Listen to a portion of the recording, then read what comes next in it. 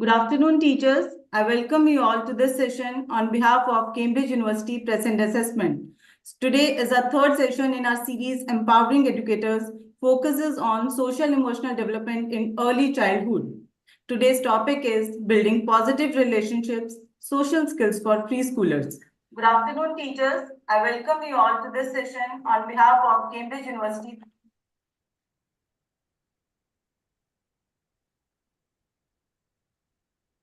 So today we have with us Ms. Monica Kakkar ma'am. She is going to conduct the session today. Monica ma'am is an educational consultant, teacher facilitator, content writer, and pan-India storyteller. Her prime focus is to build on innovative pedagogies to enhance ways of experiential and discovery-based teaching learning practices and help create a stimulating class environment. She is a highly enthusiastic teacher trainer with a vast and multi-layered experience in teaching, learning, and training. She has taught and trained in diverse environments in India and abroad for almost 20 years.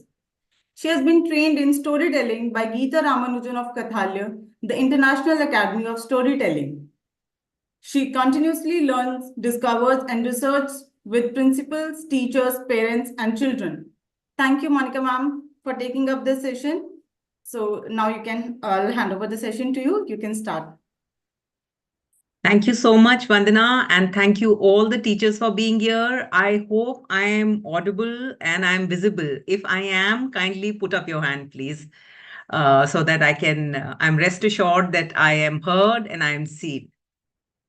All right. Thank you so much. So we have a very good strength, and this session is going to be very, very interactive, in which we are going to share what are the challenges that we face in the classroom and what is it that how we can build a class where, especially for early learners, where we have the social, emotional skills and learning which is happening, and where we have a holistic classroom.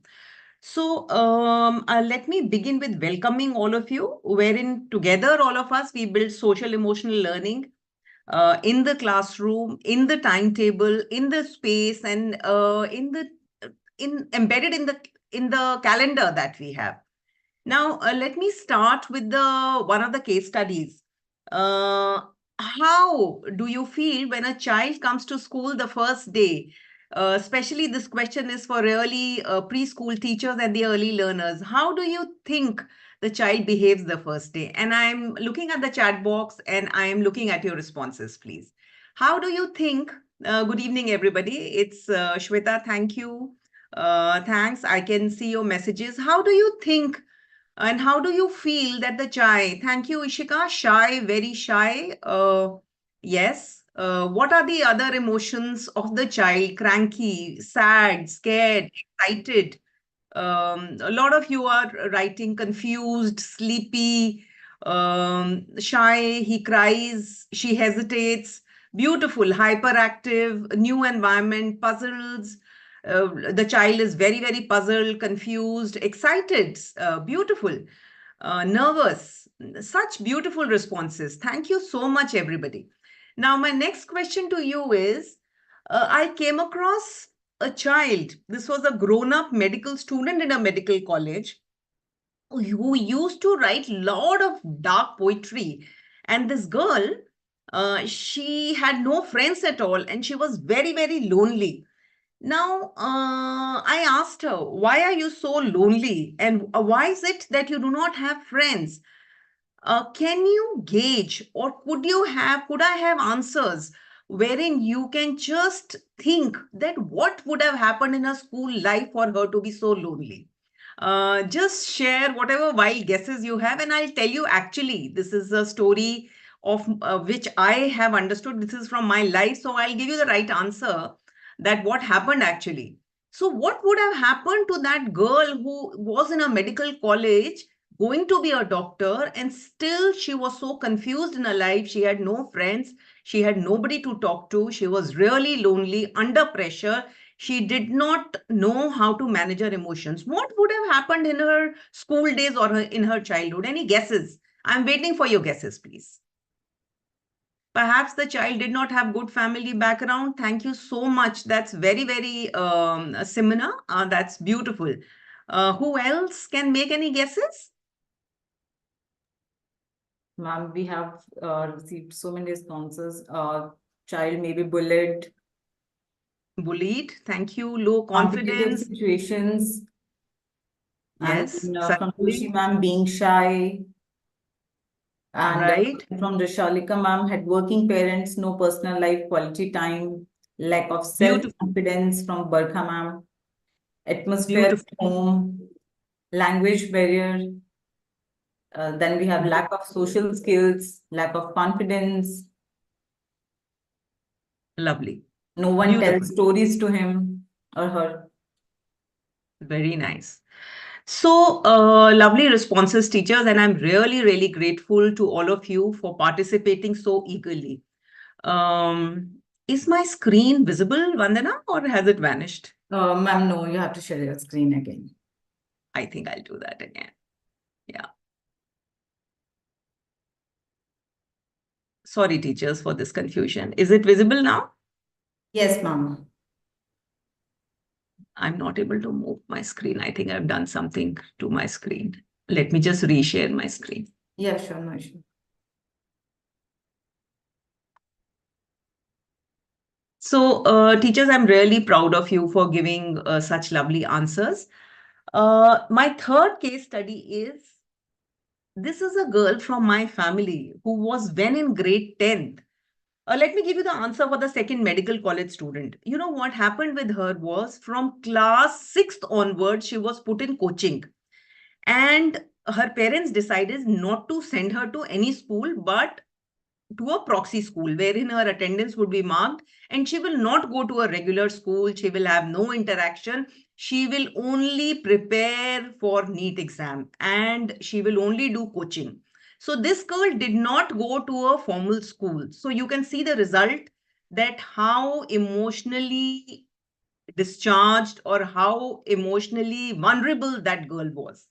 Now, my third case study is this is a girl, from our family when she was in class 10th. She said, I am very, very irritated and I don't know why. Any wild guesses? Why was she irritated? Why was she irritated? I'm waiting for your responses, please. This girl said she was in grade 10 and she said, I'm very irritated and I don't know why. We have received one response that she must not be getting a chance to express herself, Okay. depressed, study pressure by Deepthi ma'am, Okay. too much workload from Sonal ma'am, Lovely. continuously spending time in studies only, Shweta ma'am, Hmm. Hmm. Very. teased by someone or not listened by anyone, no freedom, academic pressure, peer pressure. Hmm. Okay. Very nice responses. I am just going to do my share screen again. Vandana, I think I've got Ma'am, yes, something to. resume slideshow, resume slideshow. Yeah. Yeah, just 1 second. Pardon me for this, teachers. Yeah, is it visible now? Yes, yes. Now it's moving. So, what is going to be, I'm going to give you so many case studies like this, wherein even the children who are adults, just because their emotions were not handled very well in childhood, they really were messed up as adults and they did not know. You know, this third case study wherein this girl said that I'm so irritated and I don't know why. She only said this when she was very, very hungry and she couldn't even say that she is hungry. She could not even understand her own body, her own requirement that she is hungry. She was not able to even express that. So, can you imagine such little things also? When the children grow up, they don't know how to express. Thank you so much for participating, teachers. The flow of the session is going to be we are going to talk about why NEP and NCF is talking about holistic learning, holistic teaching learning in the classroom. What is social and emotional learning? What is the importance of social and emotional learning in early childhood? How can we build social and emotional learning skills in the classroom while doing our academic or non-performing or non-scholastic activities? What are the tools and strategies in the classroom? And then we're going to take up a question and answers. And with that, Vandana is just going to help me. Now, what is the kind of society that we want to live in Indian society? Do we want emotionally unavailable children? Now, any guesses who are the children? Now, how do you make out that a child is emotionally unavailable? Any guesses? Please type it in the chat box and Vandana can just read it out for me. How do you find that the child is emotionally unavailable? And how did the child become that? Meaning, any guesses? It would be really good to know your mind that Give what really. responses, less expressive, health will show arrogant behavior, facial expressions, introvert, not bothered, always lost, less expressive, Very nice. disinterested, less attention, distracted, trust issues, like to be Excellent. alone. Very nice. So there are so many signs and tales wherein you can make out in your regular classroom that the child is emotionally unavailable. Expressionless, mutism, the child is lonely and quiet. When you give a picture or when you even the drawings can reflect that the child there is some turmoil or some kind of challenge that the child is undergoing. Now there are so many reforms which are happening. National education policy has made a paradigm shift in our structure in education system. And it's saying that, we should train our children to think deep and steep. And how is it that we can make or create environment in the classroom where our children will question things, where they will express things, where they will ask a lot of questions? Or are we only very syllabi oriented, wherein we are only after completing our syllabus? Is this not important? My question to you is. So, NEP 2020, NCF 22, and early childhood care and education, all of them are saying that your learning, even your report card, how you do assessment, your teaching methodology, your pedagogy, your lesson plans have to aim at holistic learning. Now, let us understand what is the whole purpose of teaching learning. It is basically to prepare our children physically, socially, emotionally, mentally ready for life, right? Now, how do you make your children, and where is the need? First, you tell me why, more than ever, there is a need now for our children that they should be emotionally and socially sound. What is the need for so much of well-being? Why are we talking of so much of well-being? Any guesses? Could you write in the chat box? Meaning there were schools earlier, there were classes earlier, there were teachers, there were students earlier. Now, why is it today we are talking so much about social emotional development in early childhood? Any guesses? Meaning, what is the importance of it, especially in 21st century and especially at this stage and age? Any guesses? Vandana, you could read out the Yes, answers to ma'am. me. So from Pratiksha ma'am, we also for overall development from Sonal ma'am, single child nuclear family, mental health issues, working Yes. parents, nuclear families, development of children, healthy mind, healthy life. Very nice answers. Now, if you pick up the newspaper, it is so sad that you come across so many cases where kids are committing suicide, where children don't know how to adapt in an environment, where they break down, where they want time off, where they burn out, where they don't know what to do in life. There are so many issues which are happening because we are not addressing this need in early childhood. We do not take it very eagerly in our pedagogy because we feel that syllabus khatam kar lete hain. So very nicely answered. The family unit of 21st century is changing. Earlier, I'm from a joint family wherein I had so many caregivers. If I had a working mother, there were so many people who could look after me when I was a child.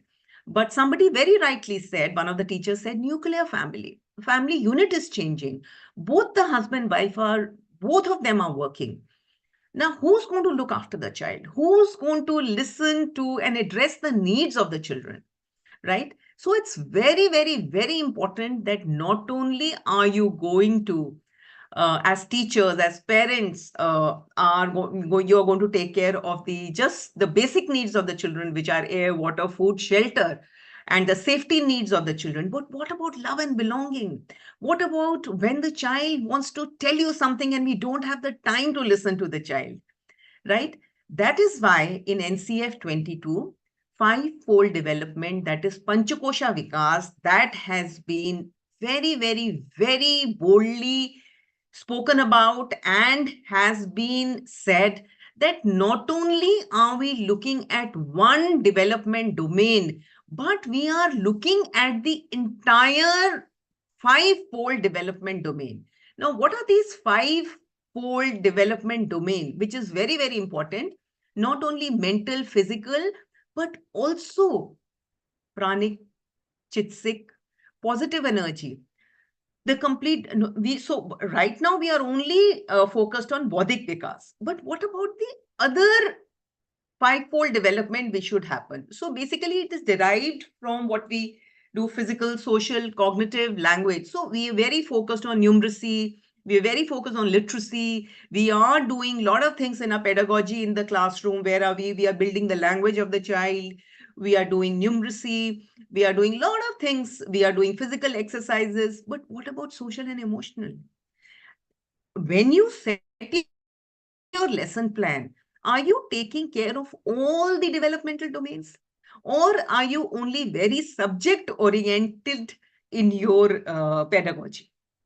So, why the spine of NCF 22 is play? Why are they saying that play is so important from the first cohort? That is what I'm talking about. The first cohort is from pre-nursery to grade 2. Play is the spine of your curriculum here. So whether you're doing circle time, storytelling, traditional games, toy-based learning, even you encourage the parents whenever even the lullabies are sung, you're doing rhymes, prayers, songs, being with nature and outdoor plays, whenever you're doing hands-on activities, whenever you're doing breathing exercises in the circle time, whenever you're thinking, creating. Now I want to ask you a question. There are a lot of questions which are going to come to me. Now, we are in that age and stage wherein a lot of parents are doing homeschooling, where there are a lot of parents who are doing road schooling and many other forms of schooling. Now, why do you think that a regular school where the teacher teaches and the child sits in the bus and comes to school and interacts with his peers and has opens his lunchbox and eats together is so relevant? Why do you think it is so important uh, to come to school, to interact? Why is it so important vis-a-vis? I'm not saying homeschooling or road schooling is not very stimulating. It would be in its own area. But why I'm saying, why for a child to come to school becomes so important for social, emotional development? I want your answers, please. What is the relevance of coming to school? Meaning, how is the child becoming more emotionally and socially mature when he comes to school? I want your take on it, please. So yes, we have started receiving response. Basically, it's peer learning, open up their minds, learning tolerance, peer learning, develop tolerance, learn to adjust, socializing, exchange of thoughts, communication, motivational learning, improve communication skills. Then our children learn to share and express themselves, learn from friends, collaborate, learn to address socializing, exchange in motivational learning, improve communication skills, sharing and caring, collaboration, learns when interacts with peers, Excellent. Beautiful. adaptability, social and emotional development, mental tolerance and social interaction, communication, develop empathy. Smriti ma'am has mentioned, Anu ma'am has mentioned for happiness, The child will Lovely. get many friends which will help them to open up from Raisha ma'am. Hmm. So Very nice. Beautiful answers, ma'am. Now, why do children need activities for learning? I'm sure we have a lot of early childhood, pre-primary teachers here. Why do you think we are talking about an activity-based classroom? You spoke about play, you spoke about coming to school. Now, why is it that we need so many activities? It would be a very answer very close to what you just said, but just put your heads together to think that why in early childhood we are talking about play, we are talking about storytelling, we are talking about toy based learning, we are talking about circle time, movement and action, we are talking about song and rhymes, and why are we talking about hands on activities? Meaning, where is the need to do that? I'm waiting for your responses. for physical and mental development, Mm. learning with fun, hand and eye coordination, playway Very method, motor skills, practical learning.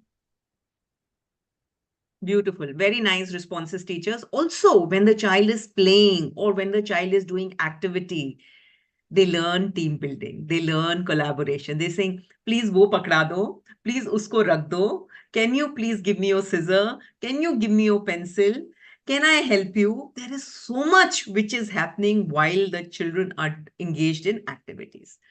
Now, there are some more areas in which NCF is saying, while all this is happening, we are also integrating seva in early day life.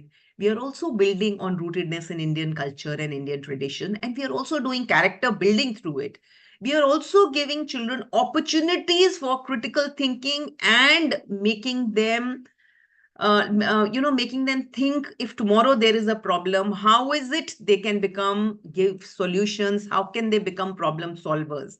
Right? It will also make them academically very sound if our children are socially and emotionally empowered. Now, in the social interaction, when the children are doing pair work, small group, large group, and teamwork, look at the kind of social interaction which is happening. In fact, I witnessed a class wherein the teacher was teaching about money, and she divided the class into two groups. One became the buyer and other became the seller. And I looked at the bonhomie which was there between one group and the other group. They were all excited, setting up their table, putting up things and say, oh, we are going to sell. And the other group was saying, no, we know we have the money. They had the fake currency with them and they were about to, use it in the classroom to buy certain things. They were so excited to do that. Now imagine when a child is alone, will he learn all these things? How to talk to his peer, how to interact, how to speak, how to wait for his turn, how not to overspeak, right? All this can only happen when children are socially interacting with each other. Now, when you are doing lot of activities in the classroom to address social and emotional learning, to build positive relations in the classroom, you are also giving a choice and voice to the teachers, to the children, sorry. You're also teaching them how whenever there is a conflict or whenever there is a challenge, how will you solve that? You're making them more resilient. You are teaching them to be, how will you become more adapt? How will you cope up with challenges? How will you reach out and bounce back? It will also help them with their self esteem, their positive relationships, self care. Because children of this age, that is 3 to 8 years, they learn by observing. They're constantly observing. Okay, my friend is looking neat. Even I need to comb my hair and look nice. So they are learning health, hygiene, self-care, when you're doing yoga practices or when you're doing breathing exercises in in the circle time, you're teaching them mindfulness. It builds their self-efficacy. You're teaching them to be more compassionate, tolerant, not to laugh at a person who has fallen down, to be more tolerant, to be more empathetic, right? You're giving them a purpose as what when they grow up, how should be their character? They feel useful when you involve them in a community. When you do this seva, or when you do, okay, we do community service, how is it that their personality is building up during that times? And all this while you are doing in the lesson plan or in the classroom, it will also help them in academics, because they will become more confident to ask questions, to clear their doubts, to try out and not fall down and say, I am lost, मैं तो हार गया, मैं तो कर नहीं सकता. So NCF has very beautifully laid down a structure wherein it has said that aims of education are defined. From there, you will set your curricular goals. From curricular goals, you will set the competencies. Competencies are that how each child, leave no child behind. Every child will move from point A to B, from B to C, C to D, and at his or own pace. But we have to develop the competencies for every child.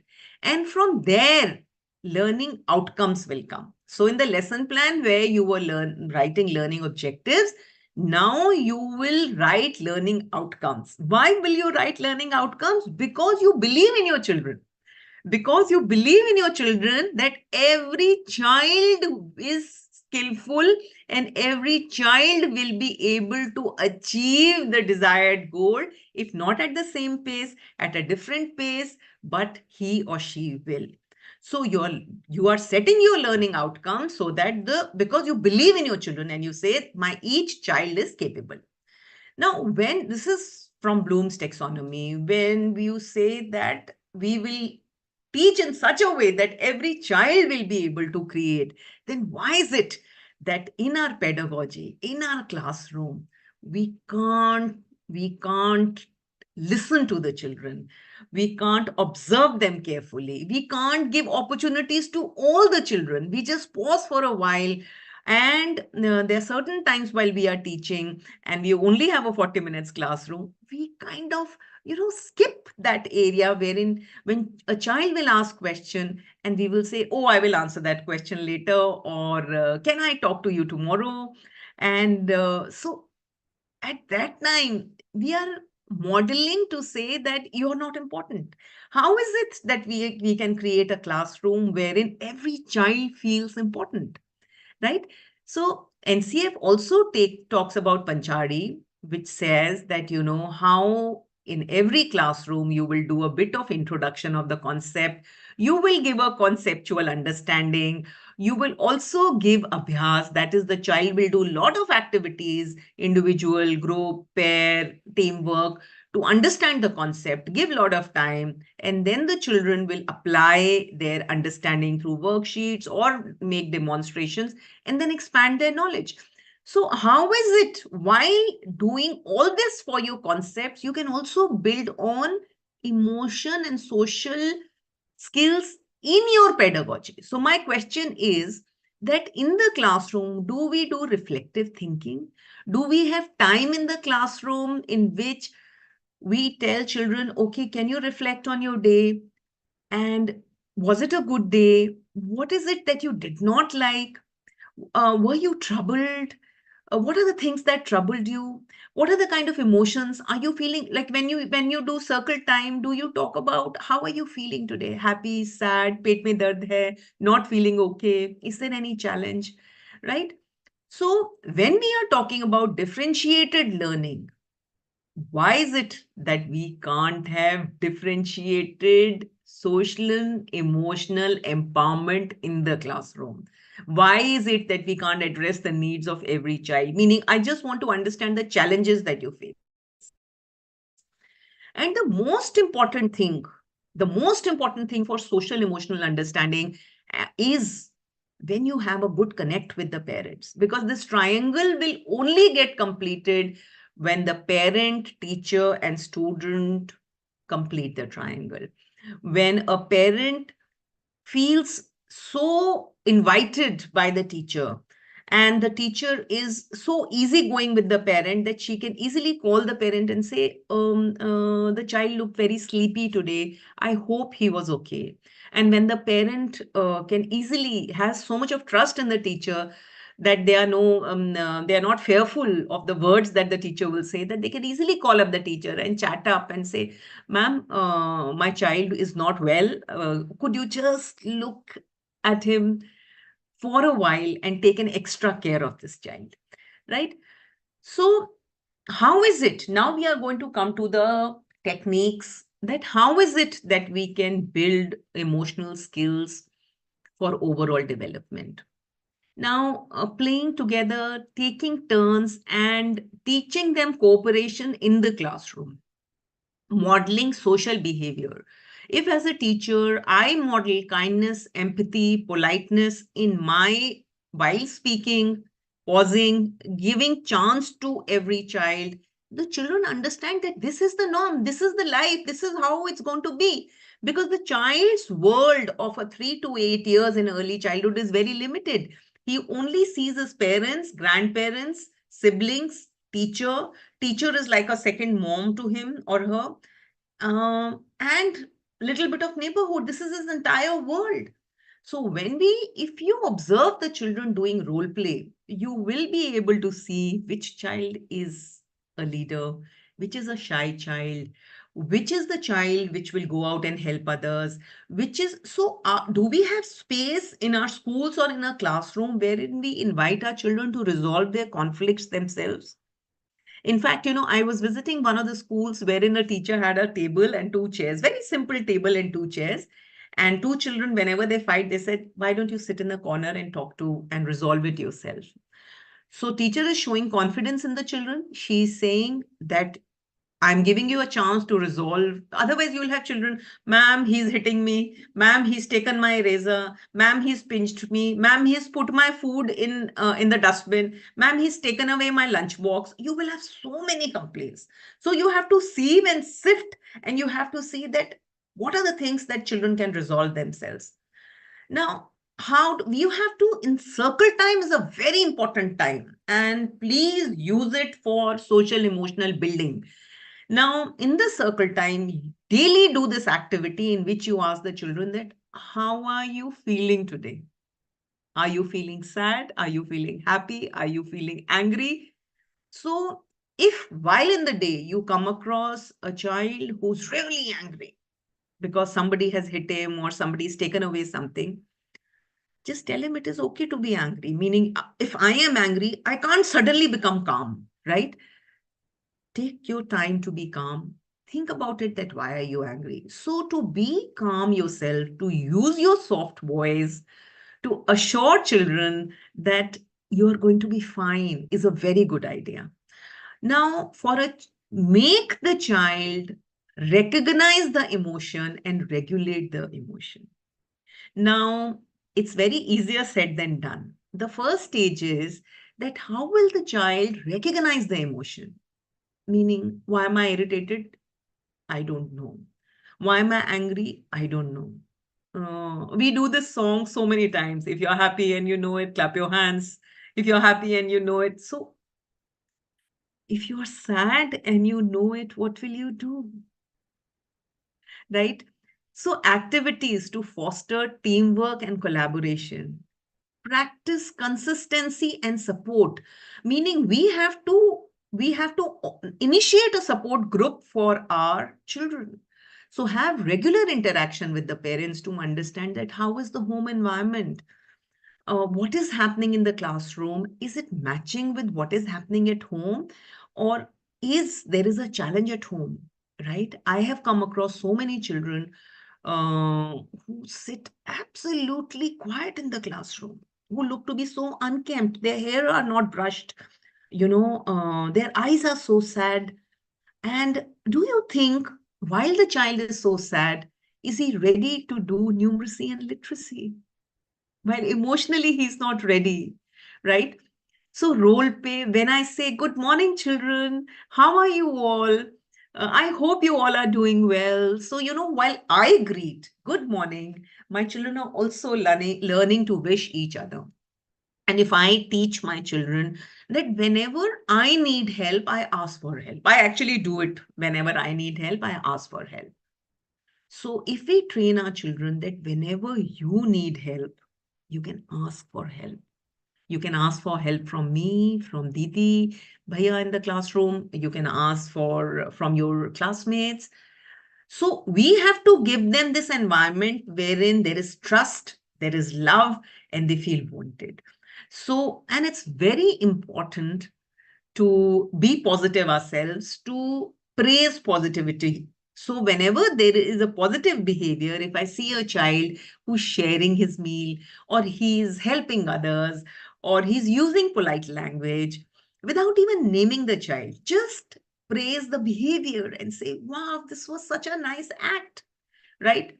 Spending time in nature, doing mindful practices like breathing, like doing a prayer which calms down the children, having regular conversation, and having conversation wherein you give a case study to the children, wherein you say, two friends were traveling in the bus, and the older child came and he pushed him because he wanted to sit next to the window, and then ask for the opinion of the children. If you were in this situation, what would have happened, right? So all this will happen when the parents, teachers, even the school administration are at the same level, and we take a pledge that we will make our children socially, emotionally empowered. Now, here I open up to questions. Vandana, how much time do I have so that, we open up to our questions? 20 minutes, ma'am. Okay, so lovely. Teachers, I'm going to give you another case study. Now, if you are doing circle time and if you have a very quiet child in the circle time and the other children are buzzing, they are participating, saying, ma'am, mujhe pata hai, main bataunga. And yesterday this happened. And suppose you are doing shapes and colors, and then, ma'am, red color, and apple is also red. And, so I like to eat fruit. And then you notice one child who's absolutely quiet, absolutely motionless, with very dull eyes. What would be your reaction? Quickly write it in the chat box. I would be really happy to read it. What will you do? You're taking a circle time, your class is buzzing, the other children are really happy, but you notice one child who is speechless, who's motionless, who has sad eyes. What will you do? So yes, ma'am, we have started receiving response. Or taking him closer and try to understand, then give a hug, talk to him, I'll counsel him, Mm, ask the child about the problem, talk to child personally, make him mm, comfortable, talk to others. We'll try to mm, find out the reason. I'll mm, ask a question to that child, try to involve him in the class. We're getting response from the live session as well. I'll give that child a chance by calling out his name, try to involve mm, him in the class, mm. provide comfort Very, to motivate the child, emotional mm. support. Very nice, beautiful, very, very nice answers. But during that time, while you address the need of that child, what about the other children? They'll start running around. Because they are very excited. They are very happy. They're very, very happy with the circle time, right? So those children will start running around. What will you do? How will you manage your class?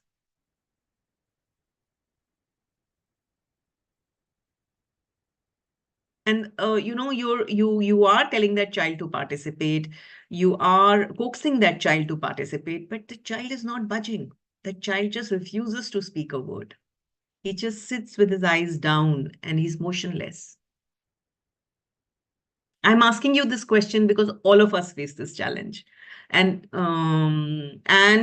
you will have more children like this if you don't address their needs. So how will you manage a class in the circle time wherein it is happening? You're doing a song and dance. You're ready for a song and dance. You're talking. You're sharing, and suddenly this happens.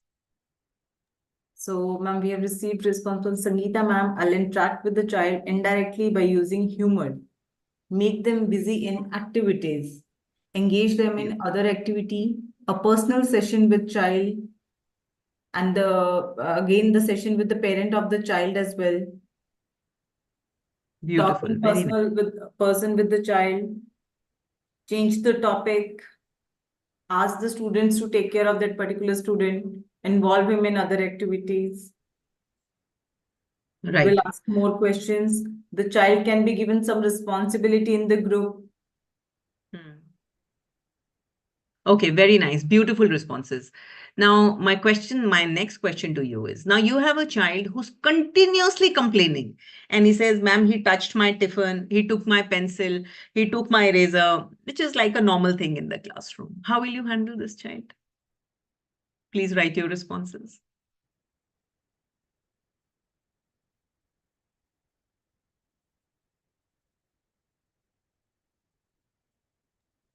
Try to divert him. We'll make him monitor.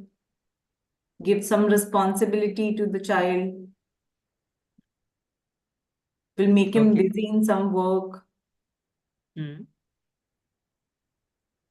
I'll give him some And task, give responsibility, can be rewarded for some good behavior.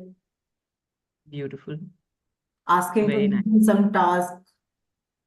Try to understand why the child is constantly complaining. Yeah, beautiful. Now you have a child who only wants, there's a child called Aditya in your classroom. So there's this other child who only wants to sit with Aditya and with nobody else. He says, ma'am, I only want to sit with Aditya. Aditya is my friend. Ma'am, see, Aditya is not talking with me and he's talking to others. Continuously, he wants to only sit next to Aditya and nobody else. How will you handle this? We'll start rotation, Hmm. then understanding his or her problem. We'll tell them that everyone in the class are their friends from Prajwala ma'am. We'll give him a team to lead. Hmm. Tell all are your friends. Change the place daily, rotation activity. Okay. Indirectly involve him with other students. Very nice. Make them And sit together. We'll counsel them to be friend of everyone. hmm. We can use name cards activity. Wonderful. Very nice. Beautiful. Beautiful responses, teachers. I'm super proud of you all. Now is the time for you. I have asked you enough questions. Now is the time that you can ask me questions. I'm sure all of us have challenges in the classroom, and social emotional challenges are many, many. What to talk about children? We have adults also with a lot of emotional challenges, meaning, we come across statements like, she keeps crying on little things. She's emotionally not mature. You come across so many statements like this, right? So, we are only talking about early childhood in this session. So, just reflect, just think back and tell me, when you are dealing with children from 3 to 8 years, I'm talking about the first cohort, that is, nursery to class two. What are the kind of social emotional challenges do you come across in your class? What are the kind of challenges that you just type it in the chat box? What are the kind of challenges that you come across? Meaning, it could be a parent, it could be parent driven, it could be a child. What is the kind of challenge for you which makes you uncomfortable in the classroom to do what you actually want to do according to your lesson plan? Meaning, so, and also I want to know, how will you build social and emotional things in your pedagogy? Meaning, suppose I'll give you a topic, suppose you're doing shapes and colors in the classroom. So while doing this, how can you seep in? How can you slip in social and emotional activities in your classroom? There are two things that I've told you to do. One, to tell me the challenges that you have in the classroom related to social and emotional things. A child which is not social and emotionally does not adapt in the classroom. The second is, if you are teaching shapes and colors, how will you sink in, or how will you also build in social and emotional skills in that pedagogy, in that concept that you are teaching? All yours. Let's start writing in the chat box, please. So, ma'am, we have one question from Uma ma'am. Oh, Hmm. how to handle a hyperactive child in class? Yeah, very nice. I'm noting all the questions Okay. and we'll come to it. Yeah. Then we have one from Sonal ma'am. Could you please tell what would you do or any classroom practice for the case studies you shared just now. Okay, lovely. And any more questions? Yes, ma'am, yes. How to handle a hyperactive, this has been done. How to handle child with attention seeker. Hmm. How to handle child trying to be superior all the time. Hmm. Then Yeah. parents are very demanding sometimes. Hmm. Yes. Parent I'm is collating too all the protective questions. towards child, Too protective. Yes. towards their child. Hmm. Language barriers. Yes.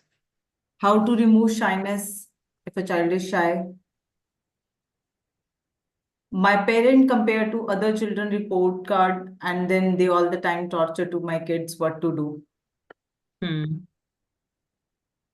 Some children are very possessive. Hmm. Sometimes a kid is very arrogant, and that makes me uncomfortable in the class. Right. And Parents are not ready to take feedback regarding the child's behavior in the class.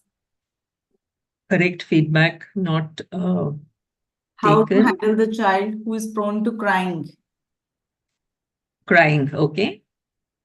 comparison with other children in the class. Hmm. Parents are over possessive these days. Hmm.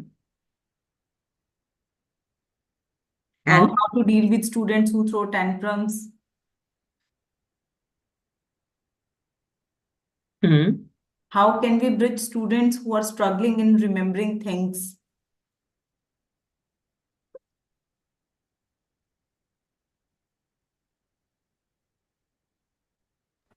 And How to handle the child who's not writing in the class at all? Grade who's not oriented parents who's not writing in the writing in class. the class. Yes, Right. not at all writing in the class. Grade oriented parents. Hmm.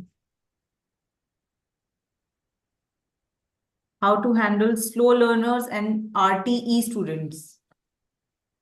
What is that? Uh, this is from Mama, sir. If you can confirm what exactly is RTE means, you can just right to education. Okay. Okay. Hmm.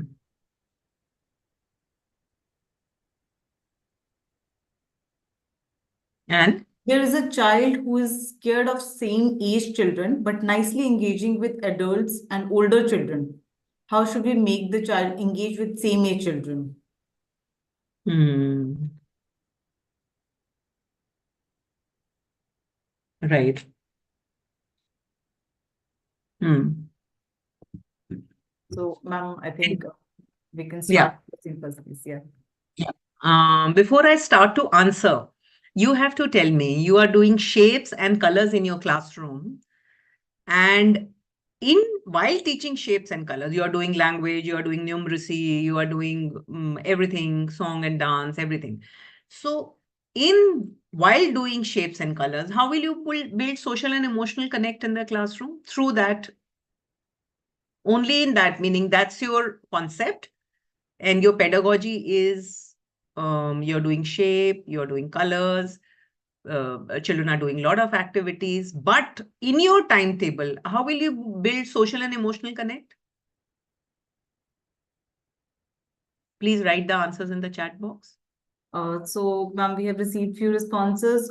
We can ask them what is your favorite color, in which and which in which is your favorite shape, shapes and color signifying emotions, Beautiful, very nice answer. Lovely. shapes connecting to And emojis. who said this, ma'am? Very, in fact, very beautiful answer. Rishalika, ma'am. Very nice. Many congratulations, Rishalika, ma'am. Because red is anger and, white is peace, calm down. Beautifully said, ma'am. And what else, ma'am? For shapes, we ask them different type of biscuits, favorite color, and what color you are wearing. Use shapes and connect feelings. Very nice. Coloring, drawing develops child attention. Mm. Red, angry, green, love. So again, the colors with the emotions. Mm-hmm. When talking about colors, we can relate the colors to the relationship. Like white is for peace, yellow is for friendship. From Mary Ma'am. Mm. Very nice. Beautiful. Feeling colors You in pictures. Hmm. You could do this in the circle time. You can make small groups of children with same like of colors. Like, there would be five children who would be very fond of yellow. They would be very fond of mangoes as well. And there would be some children who would like a particular fruit or a vegetable. They could be made another group. You can give it those names and same color choice children work together. So, there are a lot of things in which you build in social and emotional things while doing your classroom. Now, Vanna, how much time am I left with so that I can start taking up answers? Ma'am, 7 minutes. So we can Okay. address, I think, the questions So, which yeah, teachers have yeah. already used. So I've just collated all the questions. The first one is hyperactive child. Before I answer, anybody would like to answer how to handle a hyperactive children? The first is we have to go to the root cause of why the child is hyperactive. Is he super smart? Is he finding the class to be very, very easy or very not so stimulating? Because if you read about Harvard Gardner's, or if you learn more about how children understand a concept. Some children will understand it through auditory, like through song and dance. Some children will write it through writing, drawing, and all. Some children will learn it through song and dance. Some children will like to man spaces and they would like it through that. Some children will like to touch things and learn. So we have to understand, observe children and find out how is the learner wanting to learn the concept. Now, that is why you have to, from 3 to 8 years, why do we say that you should have free flowing conversation and structured conversation with the children, wherein you are giving them a lot of voice and choice? You have to observe the children and go to the root cause of why is he hyperactive? Is he not, is he finding what the teacher is doing to be very easy, very boring? Is he looking at the other learning style? Now, while you're doing play also, there is free play, there is guided play, there is structured play. So play is not you left the children in the field and just let them be, right? So when you're doing show and tell, the show and tell, to move from show and tell to show and share, because we are talking about social and emotional things, right? Largely, I'll come to the attention span. Largely, the attention span of this age is very, very, very little. So, if you are doing any activity and in a circle time, you're doing an activity and a child has moved away and doing something, you can very gently call the child twice, draw his attention towards you. If he's not coming, just for a while, just let the child be. Don't give too much of importance to the child, but also keep your eyes on the child, because we can't let the child go away, right? Then gently call the child to join the group. The attention span of this generation children and this age group is very, very short.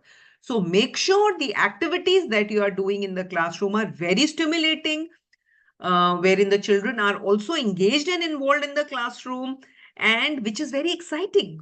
So you should know when to play the music, when to stop the music, what is the need of the children. Now, when we use storytelling and when you are teaching children certain rules in the classroom, when you're teaching certain things in the classroom, or trying to discipline in the classroom, you can use hand puppets, you can use a doll, you can use so many other things, because this age children are very excited by the toys. That is why play is the spine of this age group to teach them.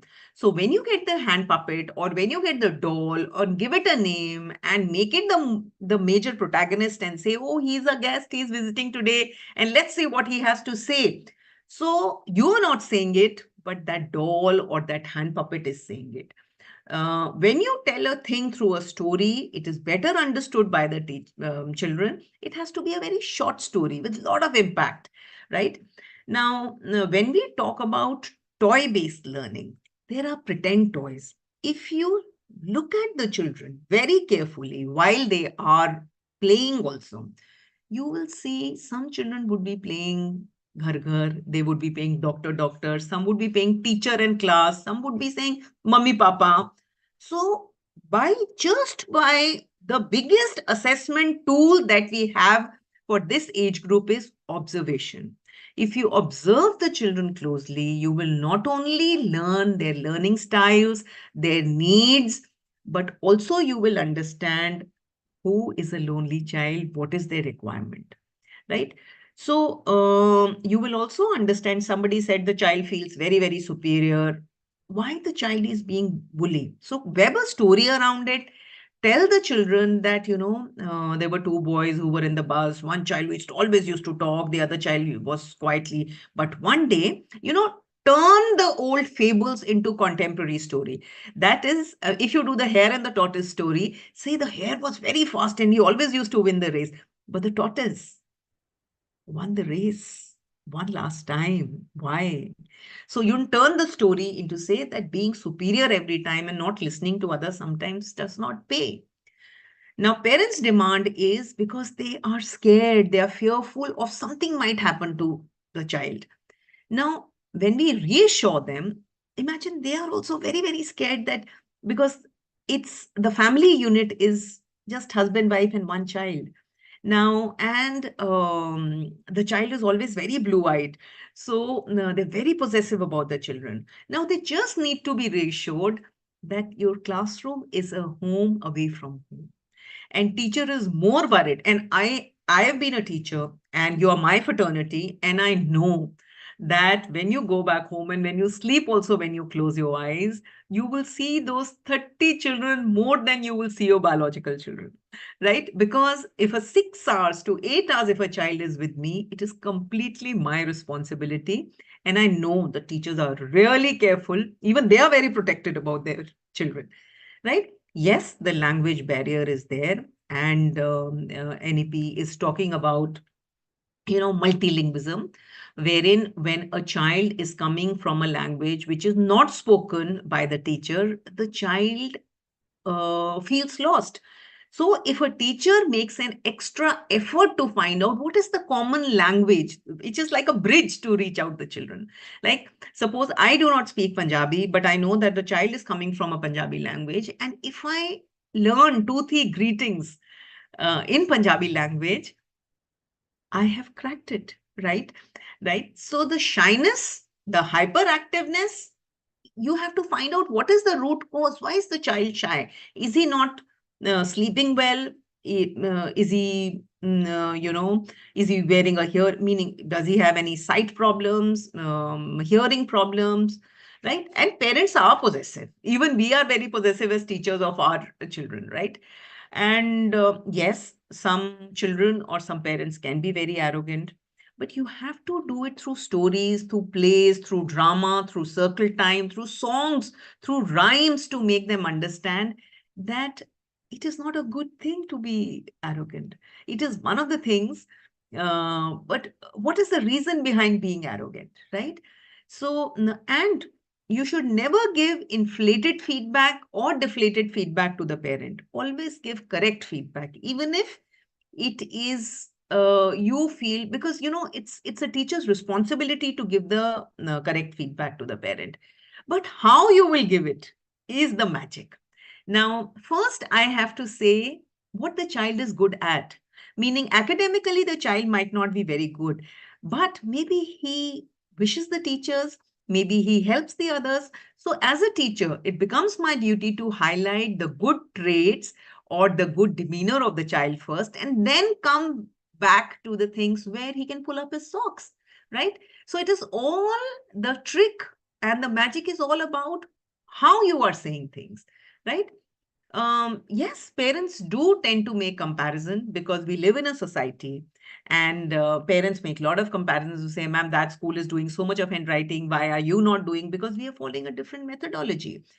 Also, with the new educational policy coming up and the NCF 22 coming up, whatever understanding you have of NCF and what are the pedagogy that you are and what is the reason behind what you are doing, it should be made very clear to the parents.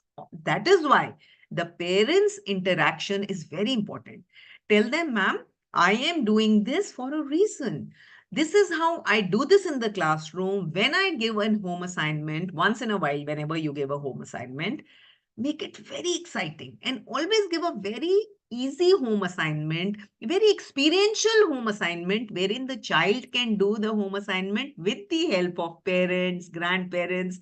So it has to be, the home assignments have to be very adventurous, very exciting, wherein the whole family enjoys.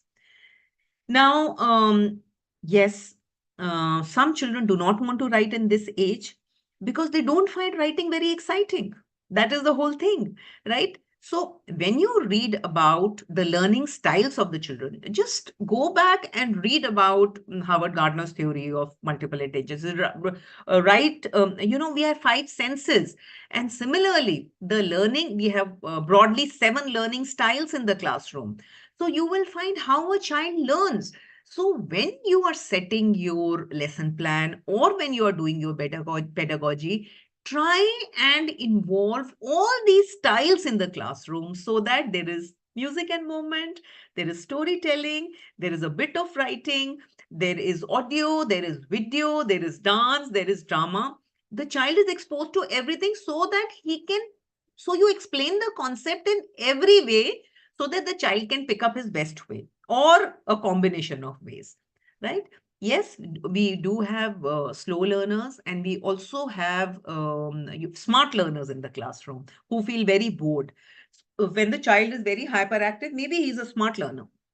So how is it that you can do remediation in the classroom and how is it that you can do enrichment in the classroom? That is why we are talking about differentiated learning. That means in a classroom, every child will not understand the concept at the same pace. So when I am designing worksheets or when I am doing, so am I doing the graded worksheets? Am I doing it level 1 worksheet, level 2 worksheet, and level 3 worksheet? Maybe you are a smart learner and you can very quickly move from level 1 to level 2 and level 3. And I'm not such a smart learner. Maybe I will take time to do the first worksheet, right? The first level worksheet. So do we have choices in the classroom to do that? Okay.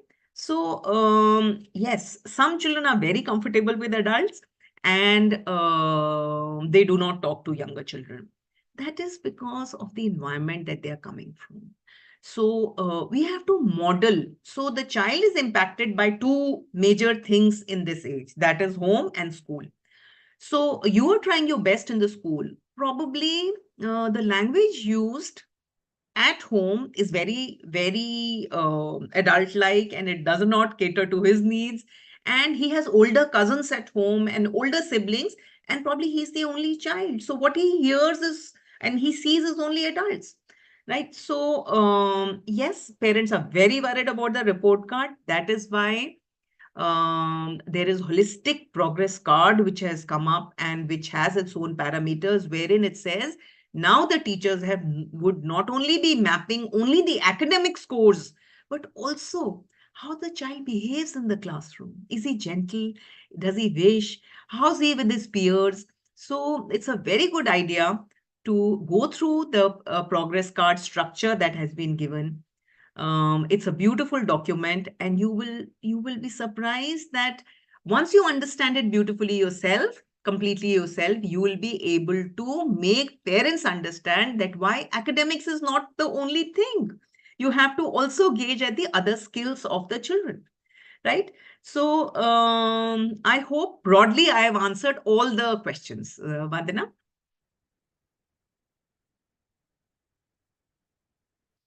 So, emotional intelligence begins to develop in the earliest years. That is why early years are very, very important.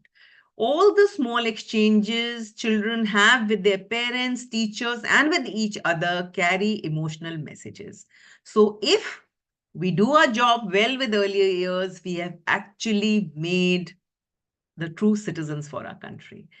So it is very important that we build positive relationship in early years. So thank you for being here and spending this little more than 1 hour with us. We are happy to take up if you want to write to Cambridge and write to Vandana with more questions. We would be happy to answer them. Over to you, Vandana. Thank you, ma'am. Thank you so much for taking up this session. And thank you to all teachers or educators for attending this session. I hope the session provided you all with the valuable insights and was informative as well. So I would If I request.